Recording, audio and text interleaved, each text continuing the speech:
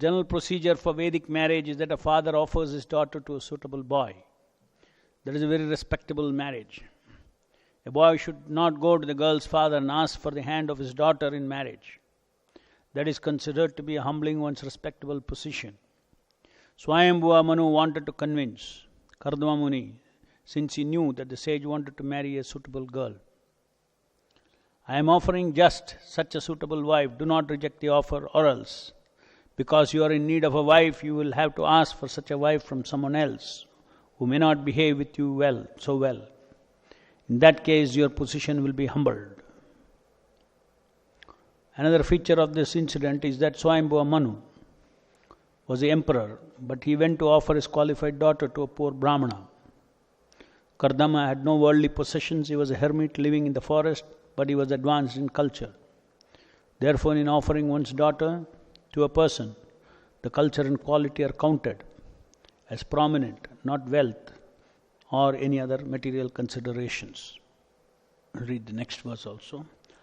Aham tva shinavam vidvan vivahartam samudhyatam atastvam upakurvanaha prattam pratigrahaname. Swayambhuva Manu continued, O wise man, I heard that you are prepared to marry. Please accept her hand which is being offered to you by me, since you have not taken a vow of perpetual celibacy. Purport. The principle of brahmacharya is celibacy. There are two kinds of brahmacharis. One is called Naishtika brahmachari, which means one who takes a vow of celibacy for his whole life, whereas the other, Upakurvana brahmachari, or a brahmachari who takes the vow of celibacy up to a certain age. For example, he may take the vow to remain celibate up to 25 years of age. Then, with the permission of his spiritual master, he enters married life. Brahmacharya is student life, the beginning of life in the spiritual orders, and the principle of brahmacharya is celibacy. Only a householder can indulge in sense gratification or sex life, not a brahmachari. Swayambhuva Manu requested Kardama Muni to accept his daughter. And since Kardama had not taken the vow of Naishtika brahmachari, he was willing to marry the suitable daughter of a high royal family was presented. He was willing to marry, and the suitable daughter of a high royal family was presented. So Swayambhuva Manu is requesting Kardama Muni with various reasons why he should accept his offer, the offer of giving his daughter in marriage to Kardama Muni. So, various reasons are being quoted by Swayambhuva Manu. Different logic is being put forth to Kardama Muni. And all these logic, they're all just like one who rejects an offering that comes of its own accord, but later begs a boon from a miser, loses his widespread reputation, and his pride is humbled by the neglectful behavior of others. These are the intricacies of the laws of karma. So, not that Kardama Muni has to, get into this wedlock because of those reasons, because he was an elevated person and he was a Muni, Brahmana, a hermit living in the forest, and Prabhupada says that he was advanced in culture. So therefore the king was offering his daughter to him. Somehow or the other, by will of providence, Kardama Muni has also decided to become a grihastha. So there is nothing absolute like, one should not become grihastha, one should remain brahmachari, etc. There is nothing absolute as far as the material condition of the living entity is concerned. He can be in any varna, he can be in any ashrama. But it is up to the person to make a decision how he should, what ashrama he should choose, etc. He should have good reasons. Reasons means with knowledge. Not social reasons, not prestige reasons. Oh, I'll be a brahmachari, I'll be a sannyasi, that'll be great. Not all those things. For one's own internal reasoning. Not for this society thing, for his own internal reasoning. He may decide either to become grihastha or not become grihastha, remain a brahmachari. If one is very serious about chanting the Hare Krishna Mahamantra, serious about spiritual life, seriously dedicated to Prabhupada's mission, the Prabhupada himself set the precedence of admitting grihasthas into the ashramas, unlike Gaudiya Math, where no grihasthas were admitted into the ashramas. So he created a system, and Prabhupada said that if you can live like a Brahmana, husband and wife, then you can live off the temple. But if you want to live like a regular grihastha, have all the, what the Shastra says, how a regular grihastha should be, then he should go out, earn money and be that. That also does not stop. If the person is chanting Hare Krishna, that also does not stop. But these are all uphill tasks. To be in the midst of opulence, be in the midst of acquiring so many things. Definitely the quality of one's chanting, quality of one's advancement will come down. So devotee should, whoever is taken this path of Krishna consciousness should understand that it is a path of ultimately catering to the minimum needs of the body and the mind. Whether one is a brahmacharya, grihastha, whatever it is. That is the principle. The principle is not to acquire things, not to create possessions, not to have a luxurious lifestyle. These are all the principles, irrespective of what the ashrama is. Because once a devotee has accepted the path of Krishna consciousness, what is his decision? His decision is maintain my body and soul, my society, connections, all these things to the minimum. Certain things are required, I should maintain those minimum things.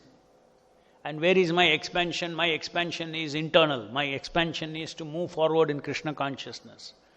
My expansion is in understanding transcendental knowledge. My expansion is in understanding very clearly the difference between matter and spirit. And after understanding clearly the matter and spirit, I want to advance in the spiritual direction, not in the material direction. One has to be very alert, whether one is a grihastha, one is a sannyasi, vanaprastha or brahmachari. He has to be in Krishna consciousness, means you have to be situated in jnana. Jnana avastita chetasaha. Because devotion service is yajna that one is performing. Yajna has to be performed in a situation transcendentally situated. Transcendentally situated means minimum starting point is I am not this body. I am engaging this body in service of Krishna. So that situation that I am not this body, then automatically when you understand I am not the body, then your interest will move from body to soul. Your your desires, your ambition all move from body to soul. Whenever I say body, means body and society. Body means body, mind, intelligence and ahankara, material intelligence and ahankara. Especially body means I am the body, means I am part of this society, and part of this society means I have dependent on so many people's appreciation, so many people's praise, so many people's recognition. You become a social being. A devotee actually cuts off all this social recognition business. He does not do devotion service for others. He does devotion service to please Guru and Krishna and the system that is coming, transcendental system. He is not interested what the other devotees think of me. I am good, I am bad, I am intelligent and I am unintelligent. I got result, I didn't get result. Then you are still hovering around in your bodily concept of life.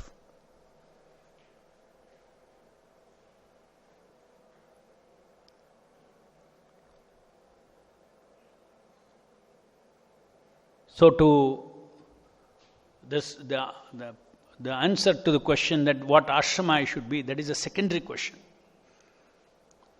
If primary question you should answer. If you answer the primary question, then the secondary question is not an issue at all. The Lord will direct and guide and whatever it is required.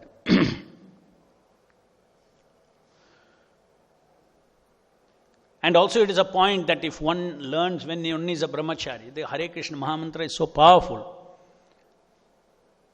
that one should take one's own decision based on proper association of Hare Krishna Mahamantra. That is very important in the matter of change of ashrama. In the matter of change of ashrama, don't follow anybody else. Because each person's situation is unique. Each person should take his own decision based on his own situation. It is not something to be followed. Oh, he is a grahastha. He is a leader, he is a grahastha, so I can also be grahastha. These are all big traps. As far as change of ashrama is concerned, which ashrama you choose, that ashrama, anywhere you can get encouragement in that ashrama, after you choose, then you take them as role models, no problem. Otherwise, you will always find, oh, whether I should be a grahastha or whether I should be a brahmachari. Naishtika brahmachari I should be, or whether I should become a grahastha. If that question arises and if you depend on role models, for both you will find enough role models. For both you will find enough role models. Therefore, role model should not be inspiration from a role model should not be a criterion for you to change ashrama. By changing ashrama, the devotee should consider his own situation, his own thinking. It cannot be influenced by outside things.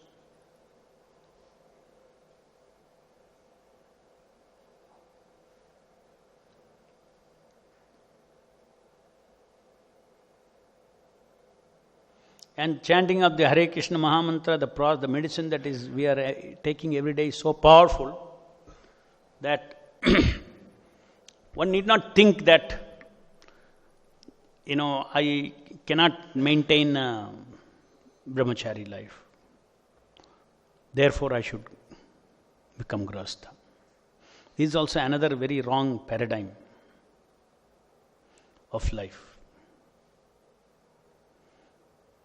One who fails as a brahmachari will also fail as a grahastha. If because he is seeing that I cannot control this, therefore I have to become grahastha, he will fail there also. One should enter any ashrama as a respectable ashrama. A process. Here is a certain rules and regulations. Now I am going to shift from this rules and regulation to that rules and regulation. So one's reasoning should be, here is a set of rules and regulations I can follow. Here is certain set of rules and regulations I can follow. Both options are available. Shall I move from this to this? That is how you should think. Because as far as the change of ashrama is concerned, it is not a license for, weakness in the principle of brahmacharya. It's not a license. Because the principle of brahmacharya in the grahastha ashrama is equally tough. As the principle of brahmacharya, for a brahmachari. Is equally tough. Thinking that this principle will be ease out, so therefore I shall become grahastha. No, it will not. If one can keep away from this subject matter, and as I always explained, this conditioning of sex is 99% is in the mind. It is in the mind.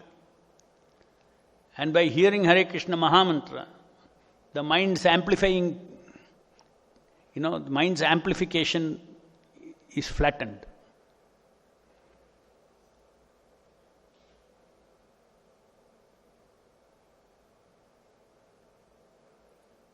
And once that mind's amplifying, because this comes as such a powerful desire, the devotee can get scared. Oh, this desire is so powerful. My mind is completely bewildered. like that. One should understand that it is the mind that is causing most of it. 99%. It is not the sense object that is causing it. It is the mind that is causing it. Once you understand that, you say, okay, the problem is right here. Can I do something about it? The problem is right here, not outside. If you assign the reason outside, oh, sense object is so powerful, I cannot resist, because everywhere sense objects are there, better I become grahastha.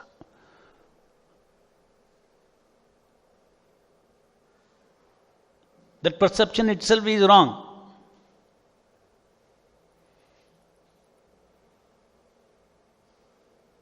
The sense object is only a trigger. Your perception of the sense object is in your mind. Your desire, hope, all these things are in the mind. And the biggest factor in this material world about sex life is Sat paradigm or the power paradigm. It is about lauding. It is about possessing. It is not really about sensuality. It is not about sensuality.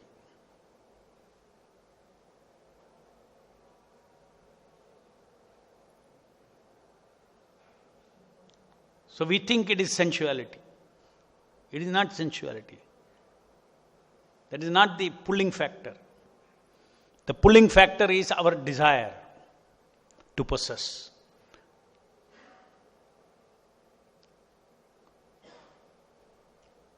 Desire to control.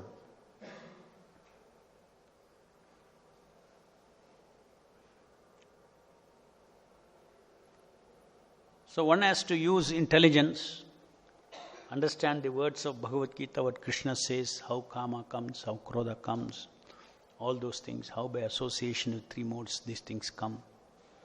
From association, attachment comes.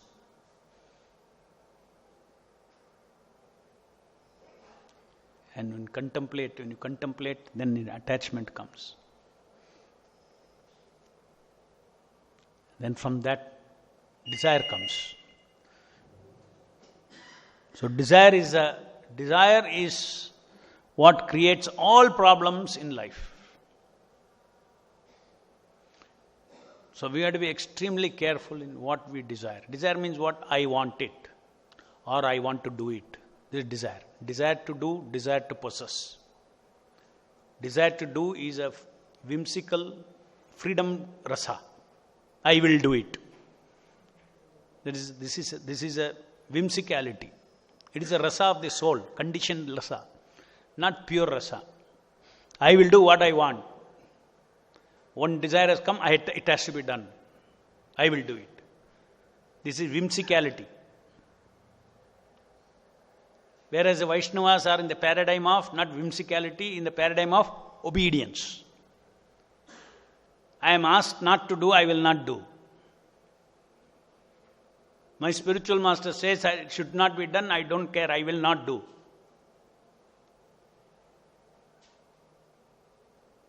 A non-Vaishnava thinks his restriction is, his freedom is unrestricted. I want to do, I have to do.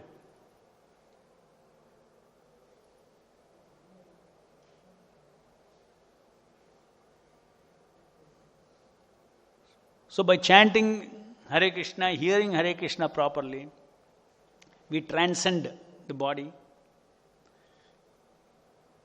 We see matter and spirit separately. We see matter is influencing the spirit. Therefore, material body has to be managed very separate, has to be managed as a separate yantra. And in its yantra, the mind is a major factor for creating all this amplification. Where there is no pleasure in the sense object, it creates a pleasure.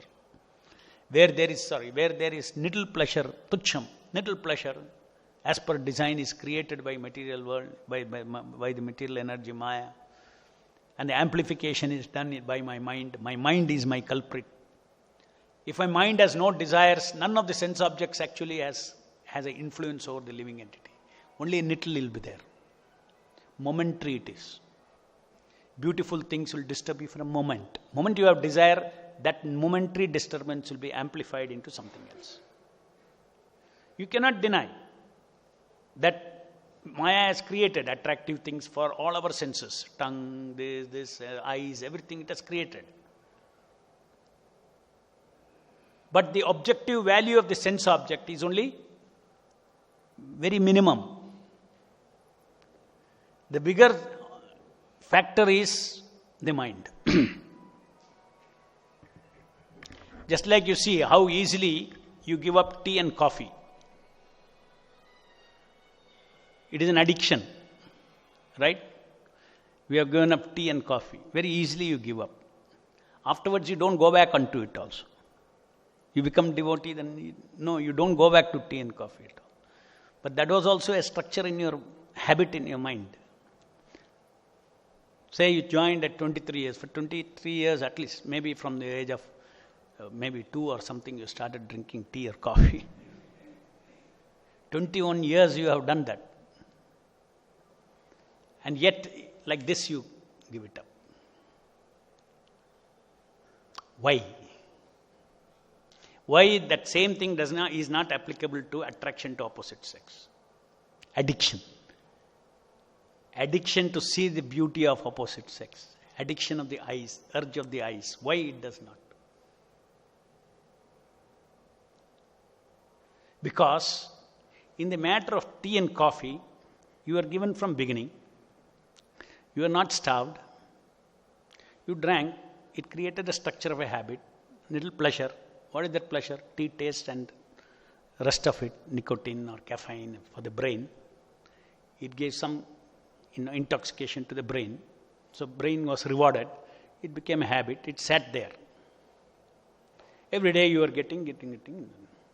You did not involve your mind too much in contemplating about the taste of tea and coffee. Did you? Did not. If at all somebody has, coffee ilde agodilla. They tell 100 times, such people can never give up coffee. Can never give up coffee or tea. Because the mind is involved and it is amplified. The pleasure is amplified. What is not there in the coffee also, that pleasure is amplified. So from this you should understand, the phenomena is same, that is also an addiction.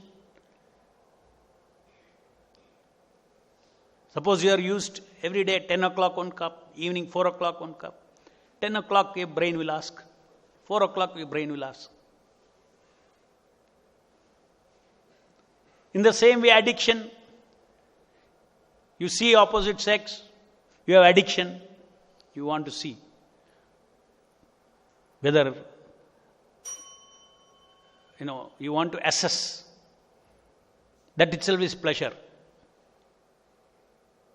Conditionally, I wants to see beautiful things.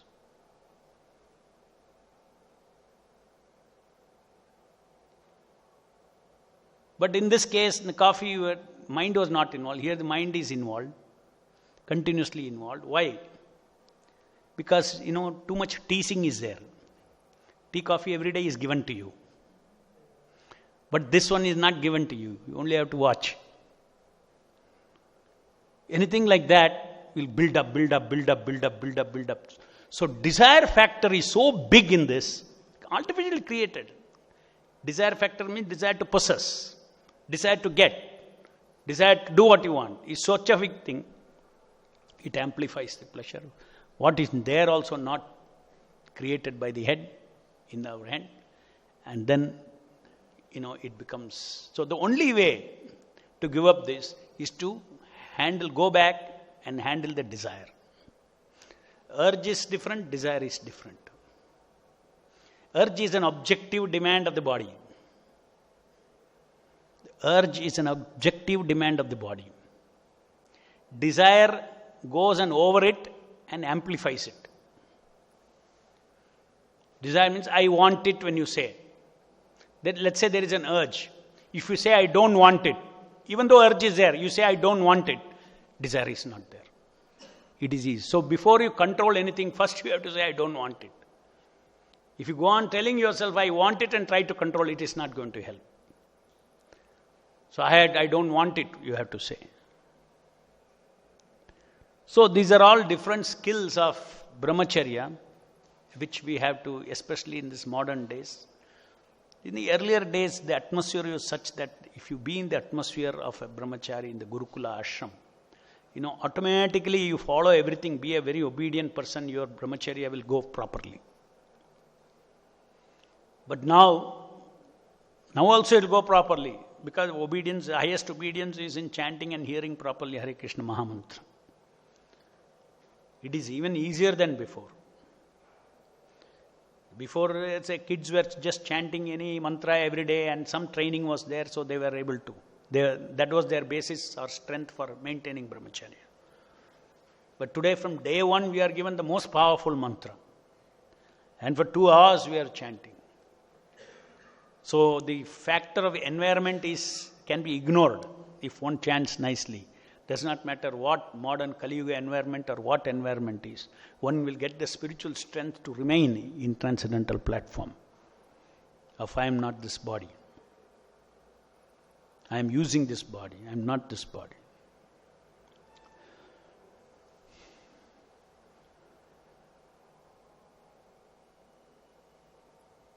Of course, as far as brahmacharya ashram and grahastha ashram is concerned, the difference is in the brahmacharya ashram, in the grahastha ashram, a license is given to a limited extent for indulgence in sex, for procreation. That is all.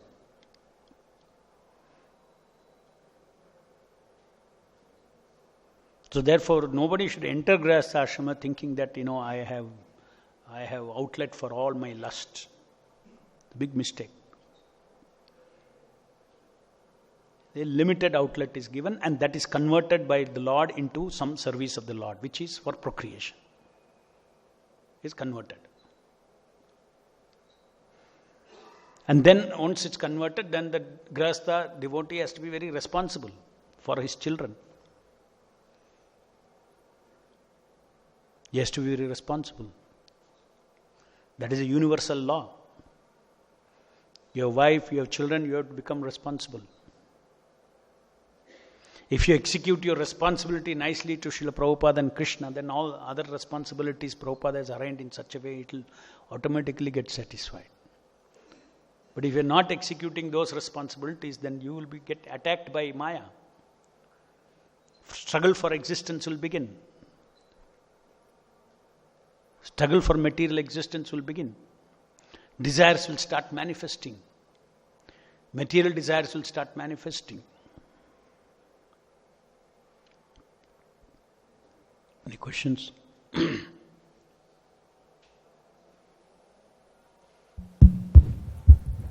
Hare Krishna Prabhu. For Mayavadis, it's very easy to practice brahmacharya. They negate the matter. When we come to Vaishnava philosophy, we don't negate the matter as such the Mayavadis do. So how can we incorporate some principles from there, or it's very difficult to... Mayavadis is not easy. They work very hard. For brahmacharya, they must be working at least 100 times harder than us. Through their mind. Here simply chanting Hare Krishna, dancing, taking prasadam, you can control brahmacharya. Basic thing, they say everything is Maya. Huh? They negate everything, Prabhu. No, negating will not work, because absolutely, if you take in absolute sense, women exist, men exist. Beauty exists, beautiful relationship exists, rasa exists. This is absolute. But this all exists in the spiritual world in Satchidananda form. Satchidananda is duplicated in this material world with flesh and bones and all these things. And then it is detestable that anybody tries to imitate these rasas in the fleshy body. Then spiritual life and this doesn't go together at all. Finish. That's the end of it. One is growing horizontally for sensual sense gratification, whether body or mind. People think sex means gross sex. No, the most dangerous sex is in the mind. Sex is easily conquerable. Gross sex is easily conquerable. Like Prabhupada says, even, so many animals, they don't even have sex once a year. Brahmachari is there.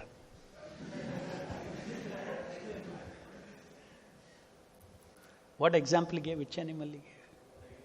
Huh? Elephant also, and some other animal. Huh? Monkey? No. Anyway, I don't remember. I remember. I cannot recall. Two examples he gives. One, he gives of sparrow, not sparrow, pigeon, of addicted to any number of times a day, sex. So it's just a variation. It's all bodily thing, how bodily construction is there. It's not absolute. Maya is not about it. Maya is about relationship between the bodies. And the biggest Maya, our relationship between man and woman. That is the Maya. Because the more you think the man is eternal, woman is eternal, it's the illusion. The more is the Maya of that relationship. More is the Maya of that relationship. So sometimes stupid people say, oh, I'm not interested in any, sex with somebody. I don't know. They think that they are pure. Nonsense. They are thinking that, they say it's a platonic love. No gross sex is involved in it. Yeah, that is the biggest Maya. To think that I can get relational rasa in this material world.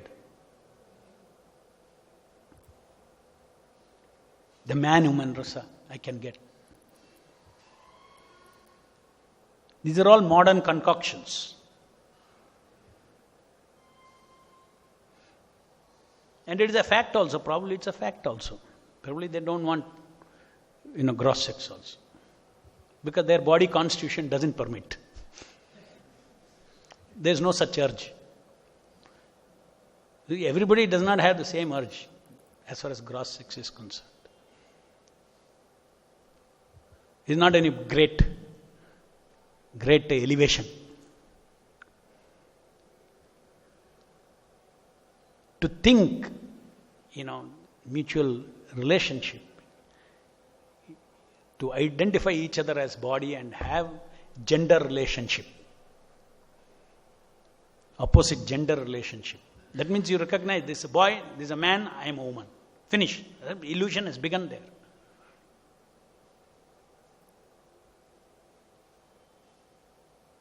Not a man, I am not a woman. He is not a man, he is not a woman.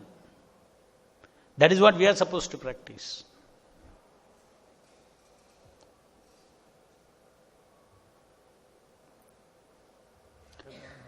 Then how do you relationship, like what is the substitute? Somebody, if I get a thought, when we look at women, so what is exactly the relation like? You are saying that more subtle kind of thing. You should, what exactly should come in your mind is, I am a tiny fellow in this world. In this world, Krishna has created so many things, so many beautiful things. And in this material world also, He has created so many illusory, beautiful things. And there is a purpose for these illusory things Krishna has given, made a purpose.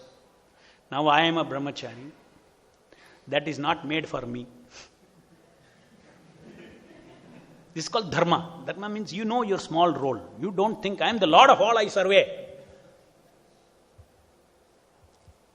Why you should be able to have the capacity to see everything and be unaffected? Who told you to see everything? There is an injunction that said that see everything and be unaffected. This is Mayavadi contamination. You should tell yourself, if I see everything, Lord's law is there. If I see, I will get affected. So I should see what I am supposed to see. That way you respect Lord's Maya also. Maya is dangerous. You respect Maya also. So unless one becomes humble, one cannot give up this sex desire. Humble means one understands the world is very, very complicated. Lord has created, all kinds of things in this material world. Maya's jala is very powerful. So I keep away. I keep association of Vaishnavas. I keep association Hare Krishna mantra. I keep association reading all these things, and that is safe for me in my journey back to Godhead.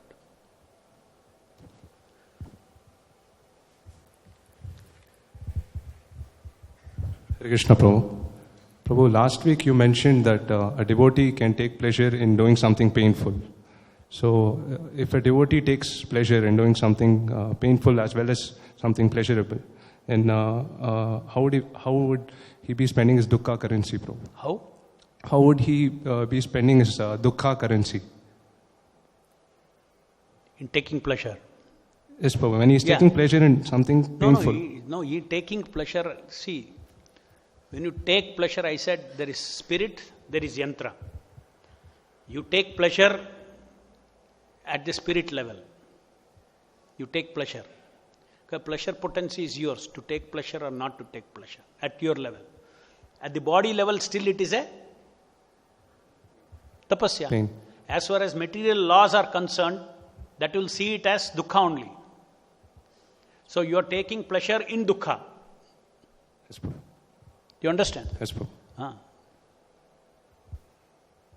जय ग्रंथराज श्रीमद् भागवतम की जय, जगत गुरु श्रील प्रभुपाद की जय.